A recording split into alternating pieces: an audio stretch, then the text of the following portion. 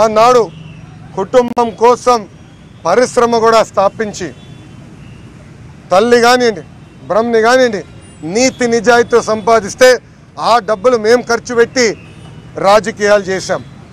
గత 10 సంవత్సరాలుగా భారతదేశంలో ఏ కుటుంబం చేయని విధంగా మా ఆస్తులు స్వచ్ఛందంగా మేము ప్రకటించాం. మాకున్న ప్రతి ఎకరం, ప్రతి గజం, ప్రతి రూపాయి ప్రజల ముందర పెట్టాం. దాంట్లో ఒక్కటి కూడా తప్పని నిరూపించలేకపోయింది ఈ ప్రభుత్వం. ఆనాడే ఆఫర్ ఇచ్చా, దీనికన్నా ఒక్క రూపాయి మా దగ్గర ఎక్కువ ఉందని నిరూపిస్తే మా ఆస్తులంతా తిరిగి నిరూపించిన వ్యక్తికి రాసిస్తానని, ప్రతి ఆస్తి ఇస్తానని నిరూపించలేకపోయారు. గతంలో షెల్ కంపెనీలు అన్నారు, అనేక ఆరోపణలు చేశారు. ఇప్పుడు చివరికి ఆ 27 కోట్ల రూపాయలు తెలుగుదేశం పార్టీకి వచ్చిందని చెప్పే పరిస్థితి.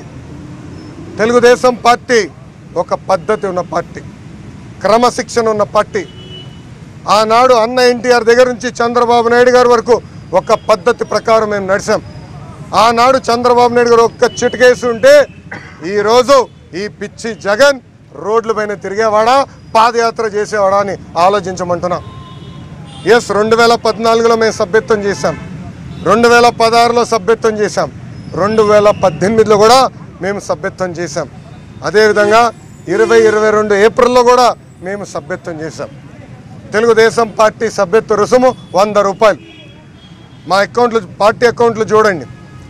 2014 నవంబర్, డిసెంబర్, జనవరి, 2016 నవంబర్, డిసెంబర్, జనవరి, 2018 నవంబర్, డిసెంబర్, జనవరి, 2022 కోవిడ్ వల్ల మా సభ్యత్వం లేట్ అయింది.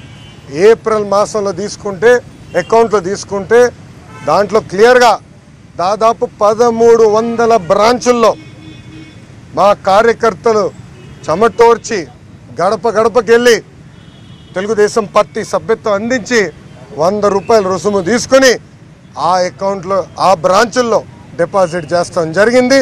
ఆ డబ్బులు తెలుగుదేశం పార్టీ మెయిన్ అకౌంట్కి కూడా వస్తాం జరిగింది. ఆనాడు కార్యకర్తలు ఇచ్చిన హామీ మేరకు మేము ఇన్సూరెన్స్ కూడా కట్టాం. దాదాపు 110 కోట్ల రూపాయలు